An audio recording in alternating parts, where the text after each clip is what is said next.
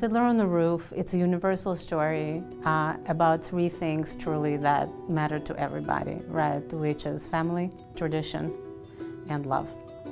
And I think that's why it endured so many iterations and so many decades and so many productions. I mean, you know, Fiddler has been mounted not just in the United States, but all around the world for decades. And so many people relate to it from a whole variety of different communities and faiths and backgrounds because it is about these three fundamental things, which is family, tradition, and love. That's what a classic is, right? If you can talk about things that are universal to the human condition, the work endures. Oftentimes, if you see productions of Fiddler, the clothes are very, very grayscale, they're very muted. And I think it's because people are looking at black and white photographs from that period. However, that's not an accurate way of researching, right? Because the thing is that, of course, the black and white photographs did not transmit the accuracy of the vibrant colors of the clothes that people wore. So when I went to do research, I actually looked at paintings from a variety of Jewish painters, and I saw that the clothing is actually very vibrant.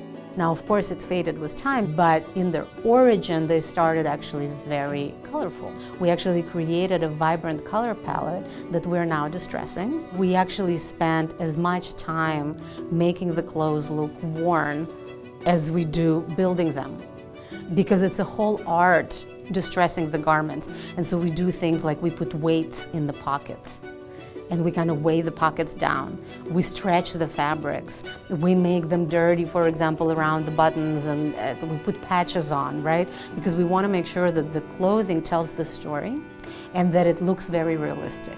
And so it takes so much care, and when people look at it on stage, hopefully they will notice none of it, and it will just look absolutely natural to the character. There's a very unusual collaborator on this project in Costume Land. It's actually my father, because my father is an amazing artist and an illustrator. Who actually used to work as a set and costume designer, and he taught me how to draw since I was little. And so when I was offered to design costumes for Fiddler, I realized that I should ask him if he would be interested to collaborate with me on illustrating the designs.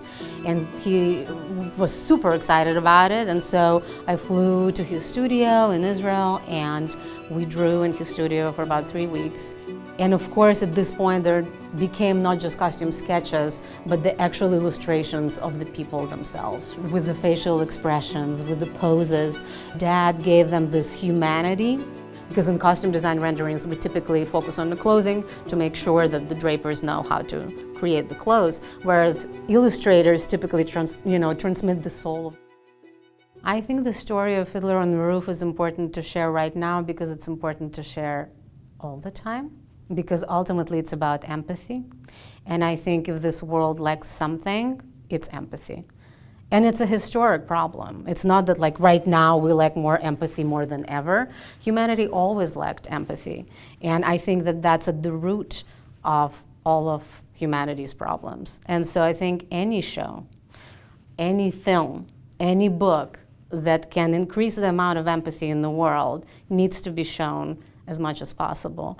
And because this show is so universal and it touches on such universal themes, yet it's specific, right? It's very specifically about a people and a culture. If you can understand it and you can say, oh, in my culture we also do this. In my culture we also cherish family and we also cherish tradition. It might be a different tradition, but we also have family, we also have the annoying uncle and the sister and the brother, right?